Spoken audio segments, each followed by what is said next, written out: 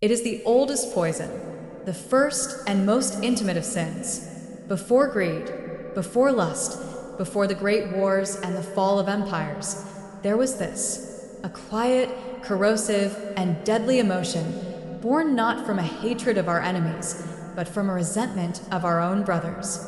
It is a shadow that lurks in the heart of every human being, a silent sickness that can turn a garden into a graveyard. Today, we journey back to the dawn of humanity, to a field just east of Eden, to witness the anatomy of this poison. We will dissect the world's first murder, not as a distant, dusty story, but as a profound and terrifying mirror of our own modern souls. This is the story of Cain. This is the anatomy of envy. Our story begins with two brothers, the first sons of the first parents. Cain, a worker of the soil, a farmer. Abel, a keeper of flocks, a shepherd. They both come to make an offering to the Lord. Cain brings some of the fruits of the soil. Abel brings the firstborn of his flock. And it is here that the seed of the tragedy is planted. The Lord looked with favor on Abel and his offering, but on Cain and his offering, he did not look with favor. The scripture does not tell us why. Was it the quality of the offering? Was it the state of the heart? The reason is shrouded in a sacred mystery, but the result is crystal clear. Cain became very angry, and his face was downcast. This is the birth of envy. It is that cold, burning feeling in the pit of your stomach when you see another's success, another's blessing, another's favor, and you feel that it has somehow diminished your own. It is a lie that whispers that God's love is a finite resource, that another's victory is your defeat. It is the beginning of a spiritual sickness. And in this crucial moment, God, in his mercy, speaks directly to Cain. He gives him a warning and a way out. "Why are you angry?" the Lord asked. "If you do what is right, will you not be accepted? But if you do not do what is right, sin is crouching at your door. It desires to have you, but you must rule over it." This is one of the most powerful and insightful verses in all of Scripture. Sin is personified. It is a beast, a predator, crouching in the shadows, waiting for a moment of weakness. And God's command is not to ignore it, not to suppress it, but to rule over it, to master it. He is calling Cain to a battle for his own soul. He is offering him a choice. The path of envy leads to destruction, but the path of self-mastery, of choosing to do what is right despite your feelings, leads to acceptance. What are the modern, crouching beasts that desire to rule over us in our moments of envy or resentment?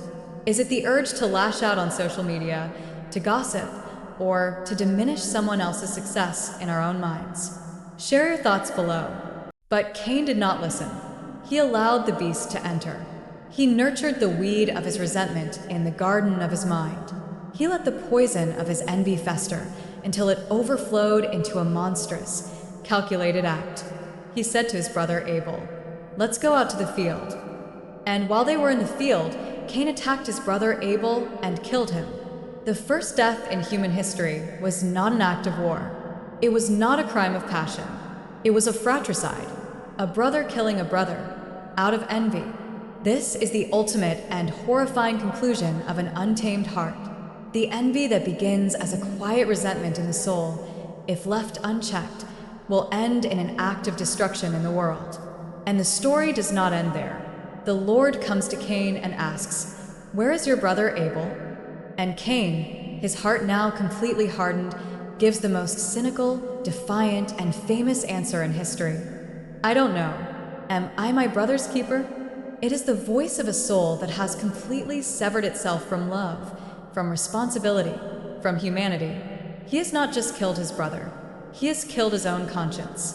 And so, the curse falls upon him. He is driven from the land, to be a restless wanderer on the earth, a man forever haunted by the innocent blood he has shed. The story of Cain is a dark and difficult one, but it is a necessary one. It is a profound warning that is as relevant today as it was at the dawn of time. It teaches us that one of the greatest battles we will ever fight is the one against the quiet, corrosive poison of envy. It is a call to radical self-awareness. To have the courage to look into our own hearts and to identify the moments when the beast of envy is crouching at our door.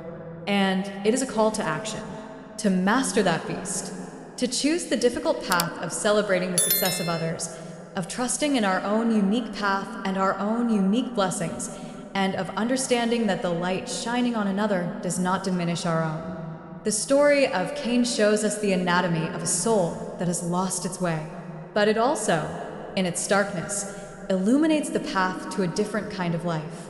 A life where we are, indeed, our brother's keeper. A life where the success of another is not a threat, but a cause for celebration. A life where our hearts are not consumed by the shadow of envy, but are filled with the light of grace. If this story has inspired you to confront the shadows in your own heart, please give this video a like and subscribe to our channel. Join us as we continue to explore the timeless sagas that reveal the profound and often challenging truths of the human condition.